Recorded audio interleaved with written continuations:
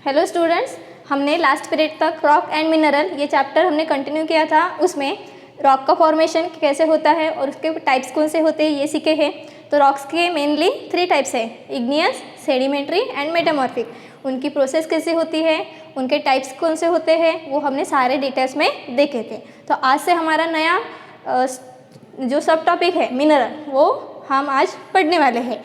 Rock में बहुत सारे मिनरल्स प्रेजेंट होते हैं। Minerals means minerals are the naturally occurring chemical substances which may have a simple और अ कॉम्प्लेक्स फॉर्म। रॉक्स में बहुत ही छोटे छोटे मिनरल्स प्रेजेंट होते हैं जो कैसे होते हैं, या तो सिंप्लेक्स फॉर्म या फिर कॉम्प्लेक्स फॉर्म में होते हैं। Rocks are also form from the minerals. अभी बताया छोटे छोटे मिनरल्स प्रेजेंट होते हैं।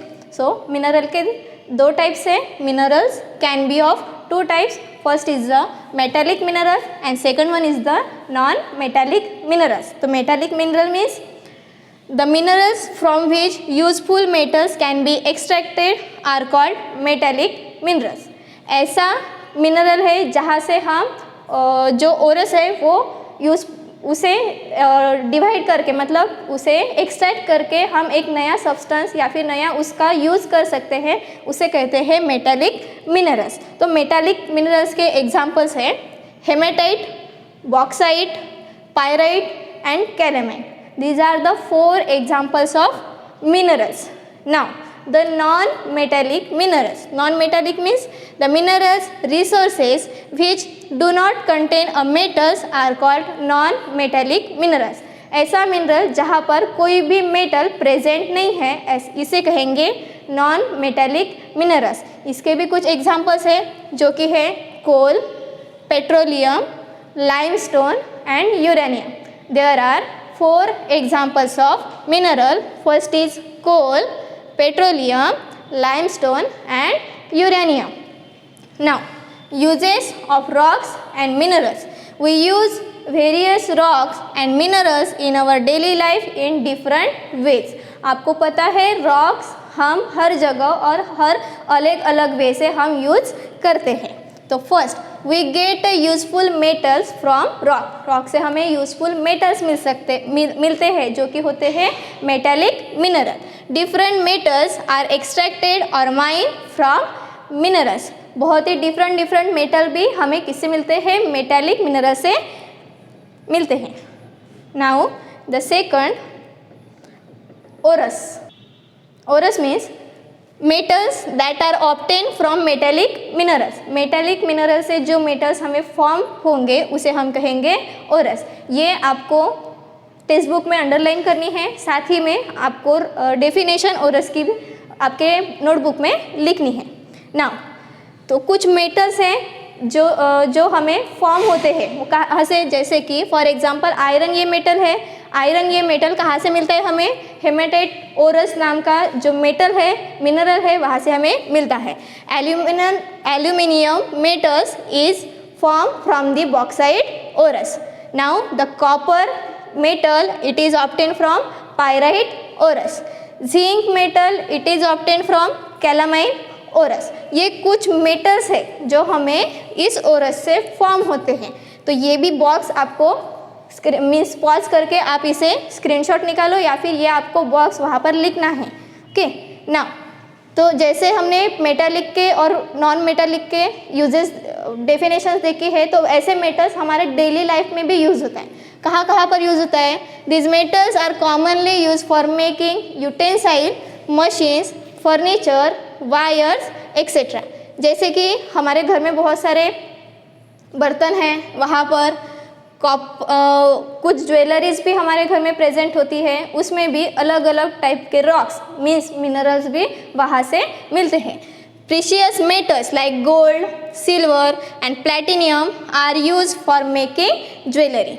Okay, now the next we get fuels from rocks and minerals. Minerals और रॉक से हमें क्या मिलता है, फ्यूल मिलता है, जो कि है coal, petrol, diesel, kerosene, LPG, CNG, ये क्या है, गैसेस है, etcetera are fuels that we use in our daily life. ये सारे जो फ्यूल्स है वो हम डेली के लाईफ में यूज करते हैं.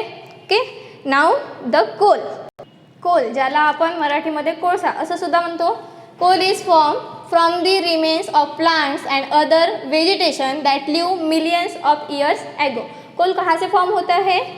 प्लांट का जो भी मटेरियल बचता है ना, उनका वेजिटेशन होता है, उसके बाद ये कोल फॉर्म होता है. तो हम एग्जैक्टली देखेंगे कि कोल की प्रोसीजर कैसे होती है, कोल कैसे मिलता है.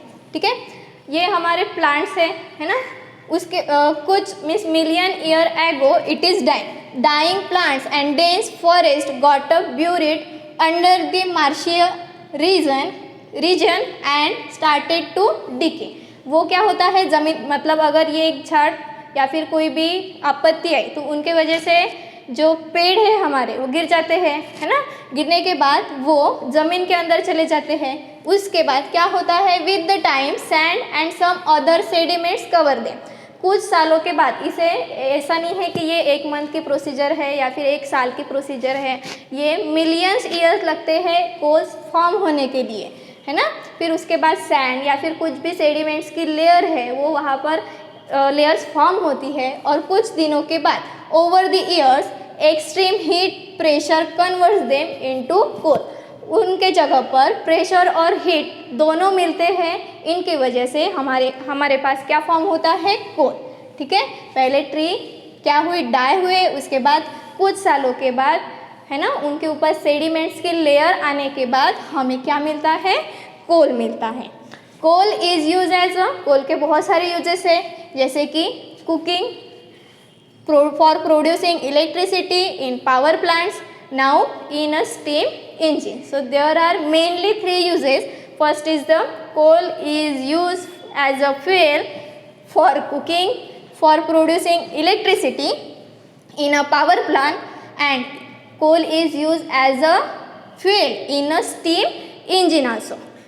और बहुत सारे अदर यूजेस भी है जो कि है for making plastic, next making nylon का यूज़ कर मीन्स फॉर्म करने के लिए भी कोल का यूज़ होता है. Coal is also use for making fertiliser. Coal is also use in various industries as a fuel. बहुत सारे बड़े बड़े इंडस्ट्री में कोल फ्यूल से यूज़ होता है, फ्यूल यूज़ करते हैं.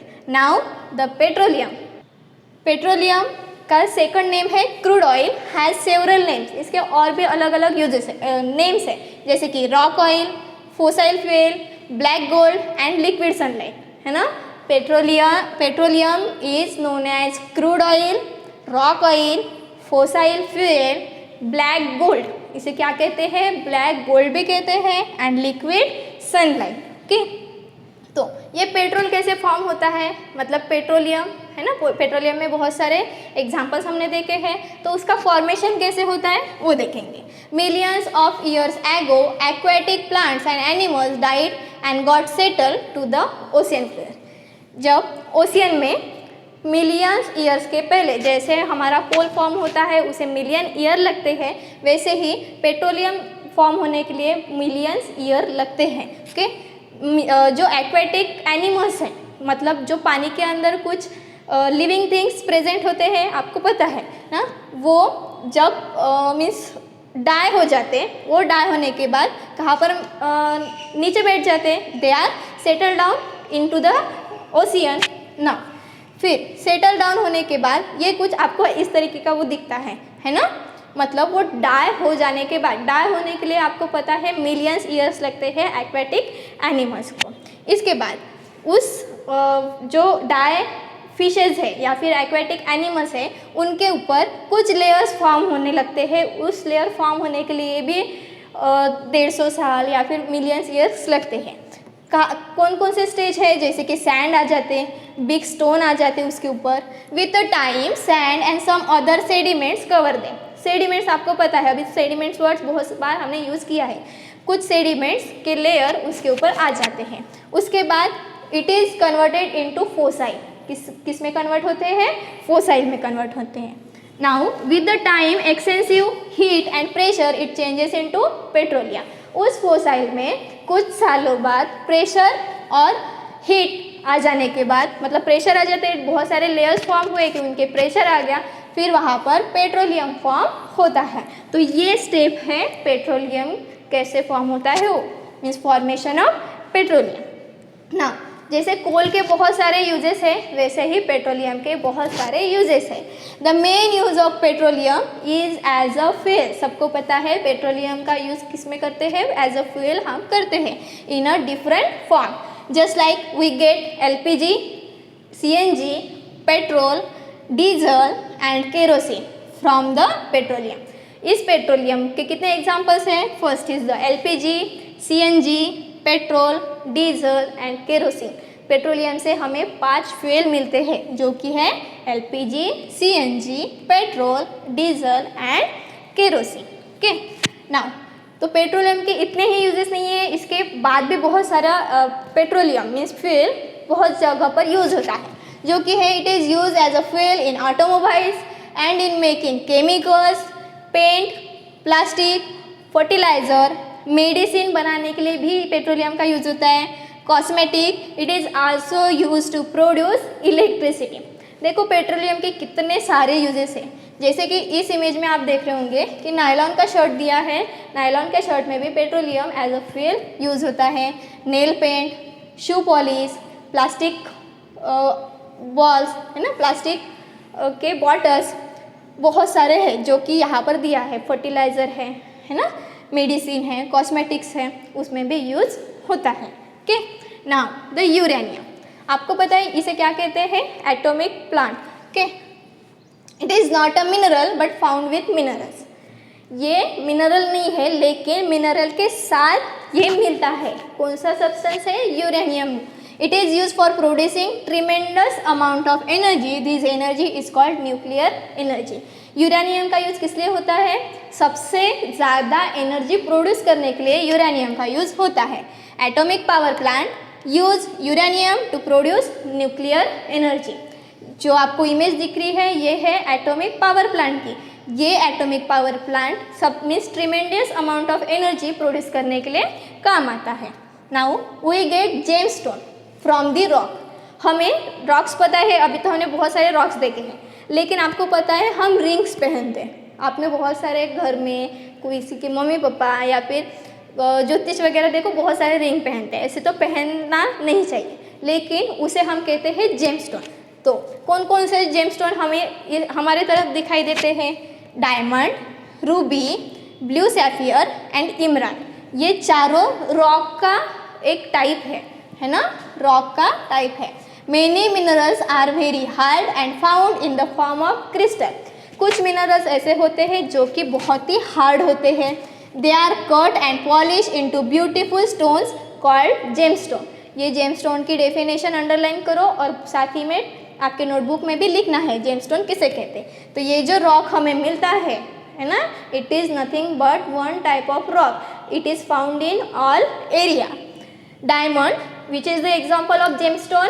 First is diamond, Ruby, emerald and sapphire are some example of gemstone used in making jewellery. आपको पता है ये वाले ज्वेलरी में तो यूज़ होते ही हैं, लेकिन खासकर इन डायमंड्स का यूज़ रिंग बनाने में मदद होती है।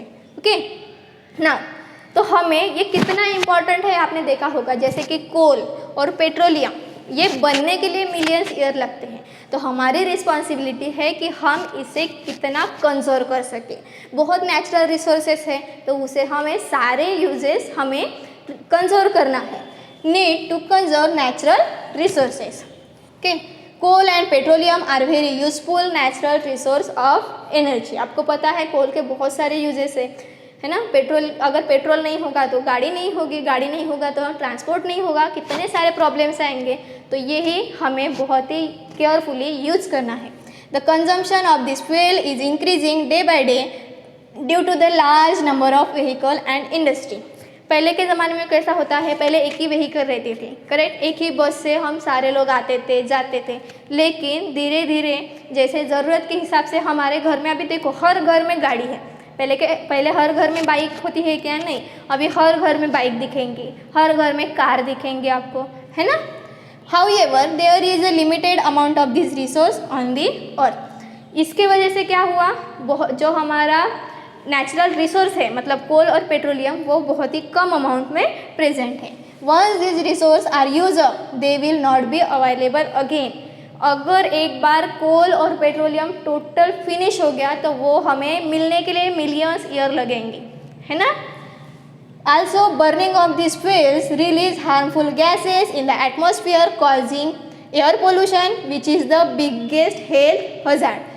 क्या होता है पता है आपको, जब एक आधी पेट्रोल से आग लगे तो उस बर्निंग से है ना क्या होता है, एयर पोल्यूशन होता है। वो एयर पोल्यूशन हमें क्या देता है, हेल्थ हजार्ड हो सकते हैं, मीन्स हेल्थ के बहुत सारे प्रॉब्लम हमें हो सकते हैं। तो हमारी कितनी रिस्पॉन्सिबिलिटी बनती है, मतलब जो भी नेचुरल रिसोर्सेस है, जो भी नेचुरल फ्यूल्स है, कितना इम्पोर्टेंट है ना।